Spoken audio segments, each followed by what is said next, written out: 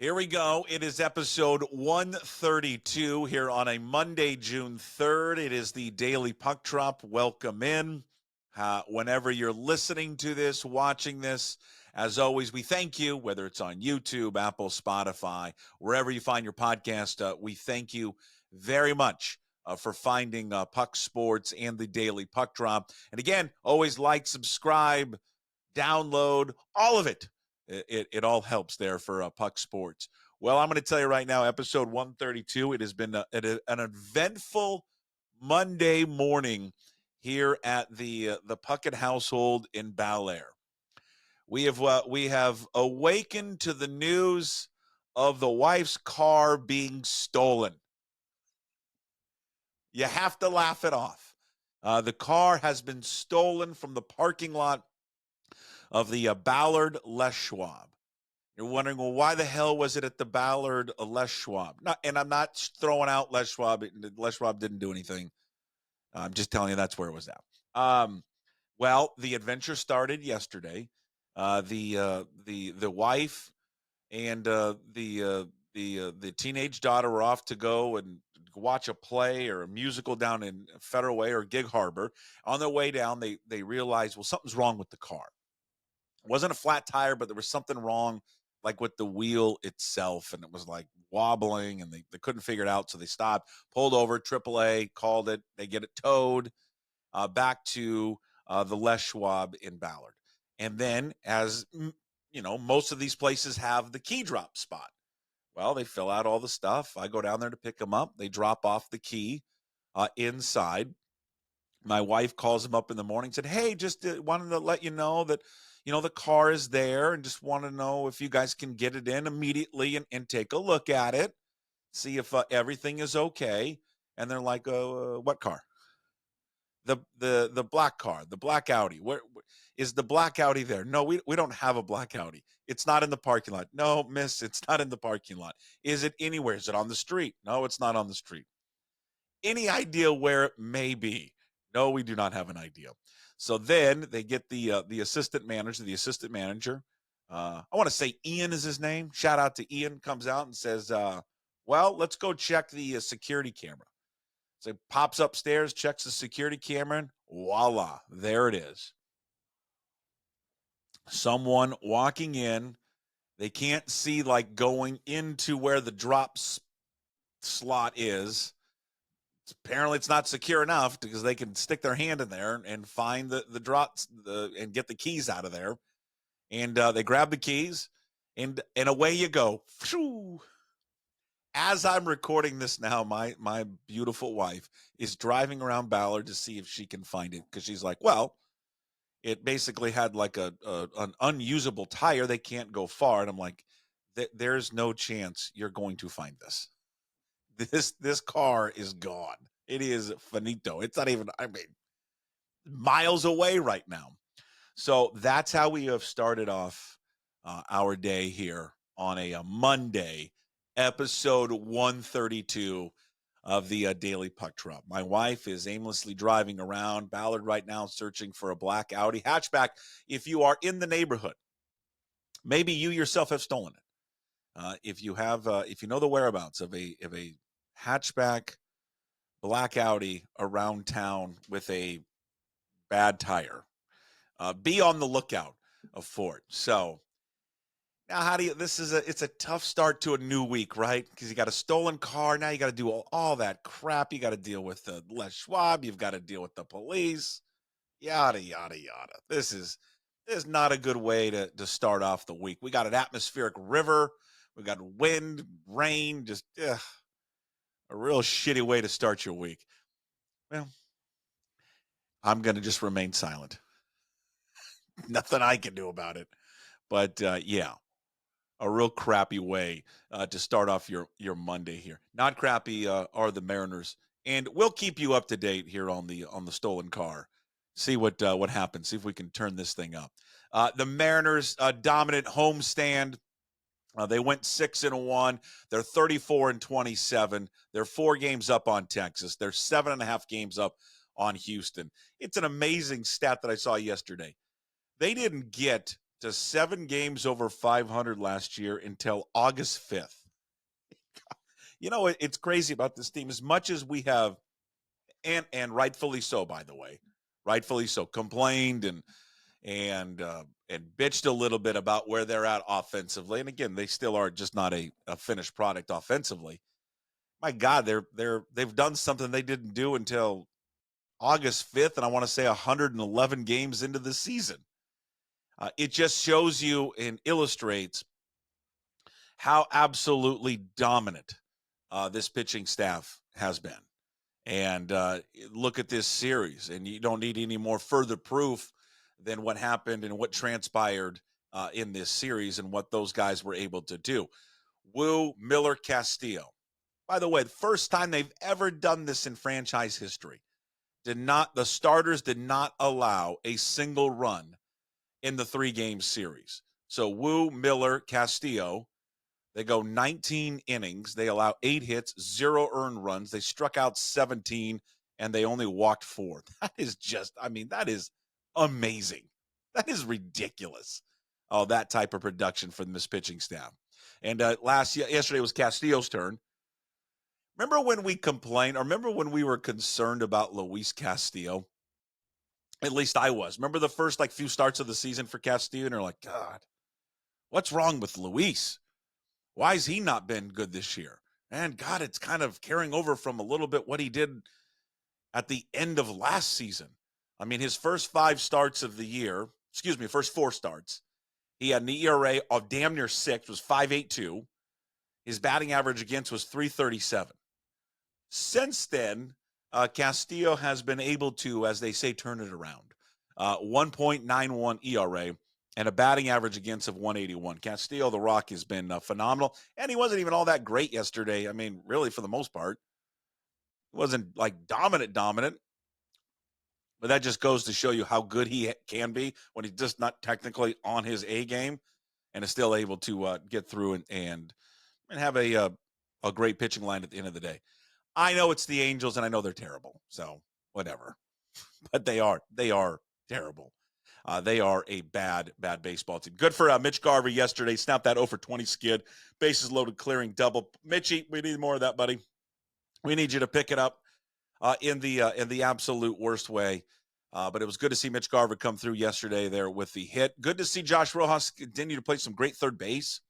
That was kind of a question mark going into the season, whether or not Josh Rojas could fill in not only offensively for Eugenio Suarez, but also could he fill in for him defensively. And Rojas, every game and more opportunities he gets to play over there, he looks better and better and looks more comfortable playing third base. And this team is just playing great baseball right now. I'm really since April 15th, 17-5 in their last 22 games since April 15th. As I said many times before, it is just a maddening baseball team. It really, really is. And God, if they just had more consistent offense, just how good this team would be. Maybe all it took for their offense to get going was firing the offensive coordinator, Brant Brown. We did our emergency Brant Brown firing a press conference there on Friday on Instagram. Follow, by the way, Instagram, Facebook, Puck 2040, by the way. Go follow there, please. And they should have fired him for that stupid title anyways. God, never. And Mariners, I know you had to probably make something up to hire him, but can we make up offensive analyst, hitting assistant, something other than calling him an offensive coordinator? They pulled the plug on it. No one really knows kind of what was going on, whether the message that Brant Brown was sending wasn't getting through. You've been hearing a lot of, we have simplified here lately. That would tell me, and again, I don't know anything, but that would tell me that maybe Brown, that just perhaps, was giving the guys way too much information, which happens in baseball anyways. I think it's a game of too much information at times for players. But maybe that Brown was just too much. And they're like, hey, man, can you back off just a little bit? And really, the simplest thing that you can tell a hitter, it was funny. because one of our players, when we were practicing yesterday for Little League, and by the way, yes, we did practice in the atmospheric river for some reason, and blame coach here. I don't know why I did that. And one of the players said, "Hey, my dad just says it's really simple, just see ball, hit ball." It really is. I mean, there's so much information for hitters at all levels, Little League level, high school, college, pros. Honestly, at the end of the day, see the ball, hit the ball. They did a great thing on MLB Central this morning. They were talking about the struggles of Spencer Torkelson and what his thought process was. And Mark DeRosa had brought it up because Torkelson keeps it pretty simple. Yeah, I don't really worry about my lower half when I'm trying to swing the ball. I'm just really, all I'm concerned about is getting my hands to the ball. And then I just kind of let it go from there. And they were discussing, well, God, isn't that just, you kind of always hear it's the lower half that turns and then your arms and hands follow. And Sean Casey, who was on the set, said, yeah, but I hear that stuff all the time. I mean, it's trying to keep the game as simple as possible. And it mentioned that's what David Ortiz used to do. That Ortiz wasn't concerned so much about his lower body. Ortiz was just concerned about getting his hands to the baseball. My long-winded point is this. We give so much information to these hitters and baseball managers and coaches and teams and all that. Sometimes just take a deep breath, step back, see ball, hit ball. And they've, these 3 games, the Angels are not good. The pitching staff is not good. I think you have to take a little bit of a grain of salt of what they have done here offensively. I mean, listen, they scored 5 runs yesterday, coming off scoring 9 runs on Saturday. The 5 runs, though, I mean, they come late. They've got 1 run until what? The 7th or 8th inning of the game. But one thing that is at least a small sample size, and it probably plays into a part of who you're playing, but a small sample size is the fact that they've only had 18 strikeouts in 3 games. Not one of the games against the Angels were they in double-digit strikeouts. So, okay, this is a small little victory. I will take a small little victory for that. So now the schedule gets a little bit easier for them. They finally have an off day, which they were playing 17 games and 17 straight days, and I know they're playing baseball. I know it's fun, but my God, it's a job and it's still tiring and it's hard. They get a day off. They start a 3-game series with Oakland down there. Should obviously at least take 2 out of 3, hoping for a sweep there. Then you go to Kansas City. That's going to be a tougher series. Royals are playing great baseball. Then you come home for a real get-me-right 4 games with the White Sox. And then 3 games with Texas. So you've got an opportunity here, especially with that series against Oakland and the series against the White Sox. So we take those 7 games, 6 out of 7, 5 out of 7, and I'm looking at 5 out of 7 there with those teams. Hopefully, before you face Texas, you've got a good 4-game lead on Texas right now, 7.5 games up there on Houston. So the schedule gets a little bit easier, but sandwiched in between there is that trip there to Kansas City. Speaking of the White Sox, there, by the way, they're terrible. Did you see the Tommy Pham thing yesterday? First of all, I'm not fighting Tommy Pham. That is not happening. And no one should step to that guy. That guy would murder everyone in baseball. When he's flexing and doing like a knee kick to the head move that he was doing yesterday to Contreras for the Brewers, even though Pham was wrong because he was running out of the base path and he ran right into Contreras, by the way. I don't know what he was upset about, but Pham likely is going to be traded, and the White Sox are terrible. I would love for the Mariners to pick up a player like Tommy Pham. And you say, well, we already play. We're in position. They got a lot of outfielders anyway. Yeah, I know that. Yeah, fine. They do. But I like a guy that can help a team off the bench late in the game, and Tommy Pham is that guy and can be that guy. But here's what I love about Tommy Pham more than anything. Attitude. Attitude. And what this team still is missing from it is an attitude difference maker. And it doesn't have to be Tommy Pham, but it can be somebody like that. But they do need a kind of the DNA that Pham has. This team needs it. They need it when somebody gets up in your face and wants to push you around. No, you're not going to push us around. Here comes Tommy Pham with his UFC skills, and he's about to murder you. That's the type of guy that I want on this team. And they've been lacking that guy kind of forever. And, even though Suarez isn't here anymore, it's the good vibes, it's the smiling, all that. And I love all the smiling. And because baseball is supposed to be fun and sports is supposed to be fun. But I think every team, every championship team needs a red ass and needs a guy that kicks your ass. And Tommy Pham would be that. Bet M's under summer continues. We covered yesterday, barely. The total was 6.5. The final was 5-1. Just snuck in there. Saturday was 7.5. They won 9-0. So obviously that was the over. And then on Friday, the total was 6.5, and it was 5-4. So 1-2 on the homestand. Overall, right now for the Bet M's under summer tour continues. DraftKings Sportsbook app. That's where we find all the totals. And we're betting the under on every single Mariners game of this season, the start of like the first week of the season. 15, 16, and 1 right now for the Bet M's summer under tour continues. I knew I was going to screw that up. I usually do. All right, on to the Seahawks. OTAs continue today. Nothing earth-shattering or groundbreaking coming out of it, other than just quickly this.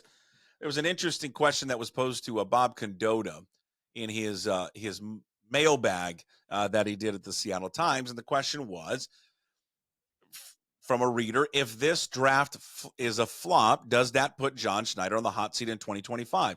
Kind of sat back and I read that and thought about it and said, man, that's the damn good question. I don't think he'd be on the hot seat. His contract goes through 2027, but yeah, I think this is an important year for John Schneider. I think it's not only this year, the next year, because now all of it is on him. And even though that he didn't go into ownership and say, it's me or it's Pete Carroll, that decision by Jody Allen, and who knows if she owns the team, in the next year or two. I don't know. She has to. Here's the thing with her. She must sell the team at some point. I mean, that is required of her, whether it's on the horizon or not. I mean, she has to sell the team. That she did make the decision there, that she chose John Schneider over Pete Carroll. And so I think when she did that, inherently comes some pressure there for John Schneider to deliver. I think the drafts have been better, but yeah, he's got to hit on the draft. He's got to hit on the hiring of Mike McDonald. He's got to nail it. If Mike McDonald is a flop, that is a flop on John Schneider. All of it. Because for the first time in his career, he is running all of it. So yes, there is more of a burden on John Schneider. There is more of a pressure on him. I don't think if they stumble this year or have a poor year, that they would look at removing him as the president and overseer of all things football. They're going to give it more than just 1 year. But if it goes 2 years, and then all of a sudden you look at like he's going into the final year of his contract, I think there would be some thoughts. Now, again, all dependent on who's owning the team. That would be the key question. If she sells the team before his contract is up, who comes in? When new owner comes in, probably wants new voices, new blood. If they're having success, that owner doesn't change a thing. But if they're struggling at the time of the sale, then I think an owner comes in, I think looks top to bottom and says, well, maybe a move is made now. I don't think it's on the horizon, but I do believe his seat is warmer certainly than it has ever been, just because of the situation where you went with one over the other. So not quite in 25. Let's revisit it maybe there in 2026. Let's revisit it then. Quick note coming out of college football: ESPN, the FPI projected win totals. They did it for the Big Ten. The projected win totals they did for Washington was 6. Really? I don't know about 6. You're telling me they can't get 6 victories or more? If they go 6-6, right? I mean, that's a bad year. I mean, I think we would all agree on that one. if they go 6-6, that is a poor year there for Jed Fish and others. I mean, because they can't be 6-6. There's no way around it. 6-6 not going to be good enough for a Washington, especially coming off what they just came off of. And I know it's a new coaching regime, and I know it's a new everything, but yeah, they can't have that. And nor do I think they're going to have a team that's going to go 6-6. I went through and looked at this morning. Okay, Weber State win. Eastern Michigan win. Washington State loss. You know that's a loss. Come on. Even you Husky fans know that's a loss. So that's 2-1. Northwestern at home, that's a win. That's 3-1. At Rutgers, that's a win. That's 4-1.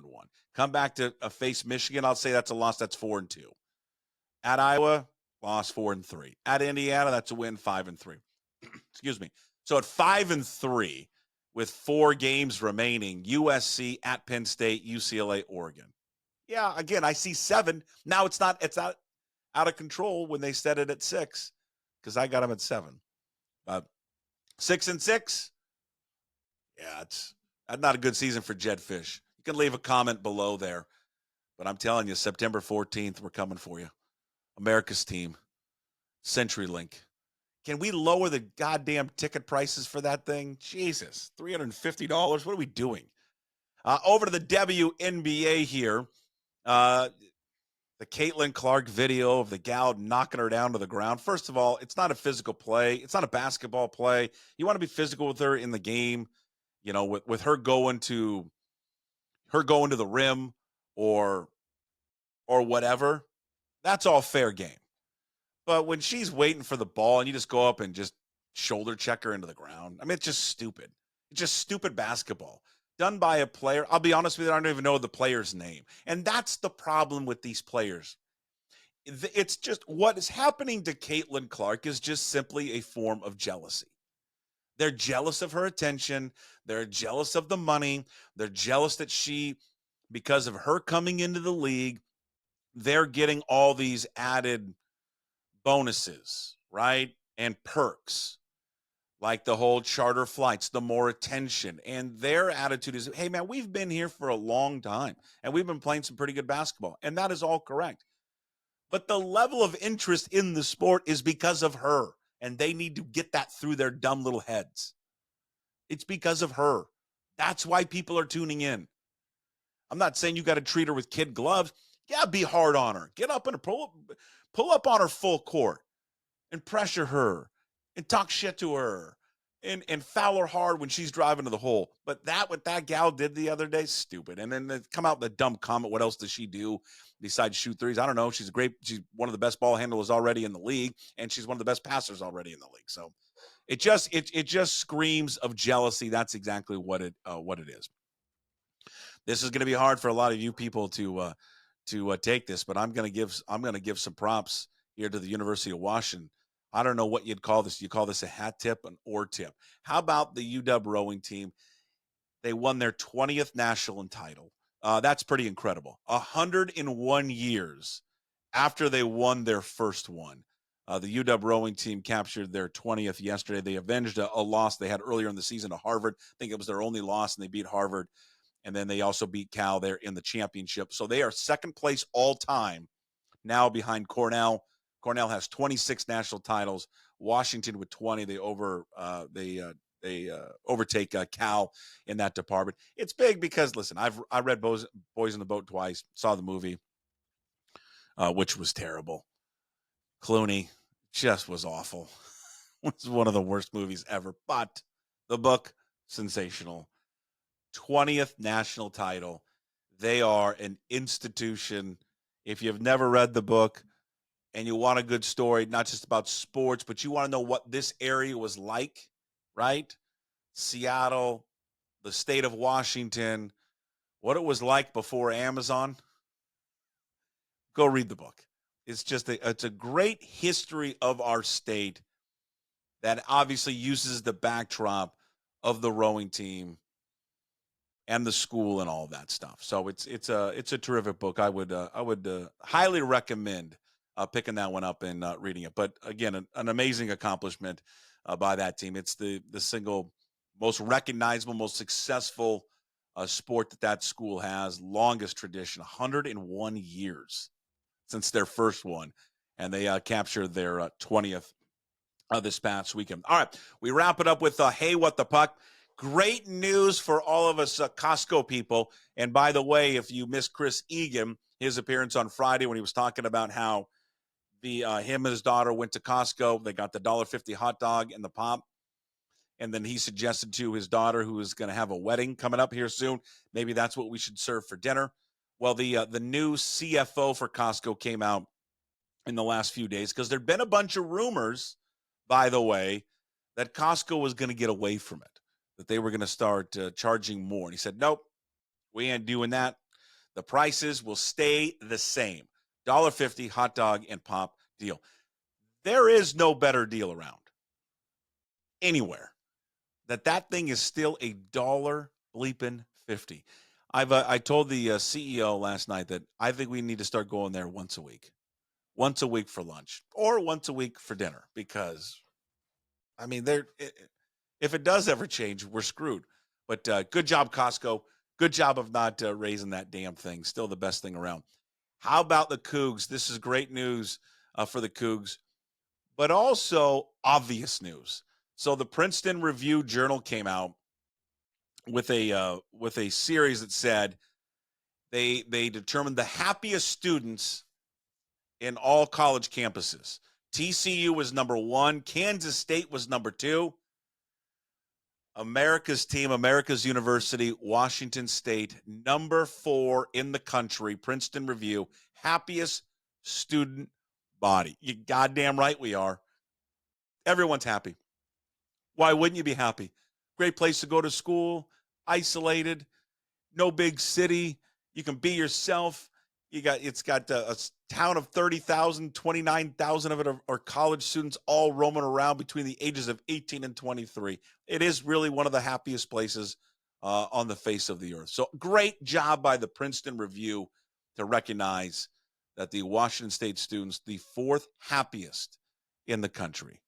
Yeah, we'll put that on a T-shirt. Huh? It finally beats these other schools at something. And happiness, I'd rather be the leader in happiness than anything else. Go Cougs. C.T. Pan over to golf. 2 quick golf stories. C.T. Pan, former Washington golfer, by the way. His caddy is Fluff, the former caddy for Tiger Woods when Tiger came on the scene, and Fluff was his original caddy. He got injured in the RBC Open yesterday. He kind of fell down, injured himself, and then had to be removed and couldn't continue to caddy. So Shane Lowry is there. He's playing with Pan, and so Lowry starts kind of carrying his own bag, and then Lowry's caddy starts carrying Pan's bag. Then there's a fan who's following that group who kind of yells over to Pan and says, "Hey, I'll do it for you. I'll carry your bag." The guy's name is Paul Emerson. Golf fan, never had caddied before other than I think he helped out a friend in a women's pro-am, I think. Goes underneath the ropes, puts on the bib, and starts carrying Pan's bag. Doesn't do it for the rest of the round. I think he only did it for a few holes before. I guess they have like a caddy program there in case something happens, like some reserves, before they could get one, and then a new caddy came out. What an awesome thing there for Paul Emerson. But can you imagine if you're Paul Emerson, this guy coming out of the crowd, let's say Pan's leading or is in contention, like coming down the final few holes, and you're over there and you F up or something, or you think Pan asked him, what are you seeing, Paul?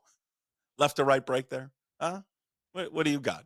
But a real cool story is a fan jumping out from the gallery to go sit there and carry CT Pan's bag.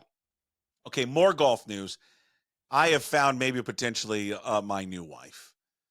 Her name is Charlie Hull, and Charlie Hull is an LPGA player, and she has gotten a lot of attention recently for what? Not for her play. She's very beautiful. I mean, and her Instagram page is, magnifique. But she's gotten attention because the other day she was signing autographs and going quickly down the autograph line with a dagger in her bottom lip. She's just freaking huffing on a heater while she's signing autographs. So she's hot and sucking on a heater, and people are losing their minds right now with Charlie Hull. You've gotten a lot of attention, both on and off the golf course this week. What's that been like for you? Yeah, it's actually quite funny. I don't know, all over a cigarette, I suppose. But I generally was walking to the range, had my hands full. Someone asked me for an autograph, and I'm not going to say no because I always like signing autographs to them. Just had my cigarette in my mouth, signed it, and then it's gone viral. But I don't know. It's just one of them things. But then it's been crazy. Like the fans have been shouting my name this week.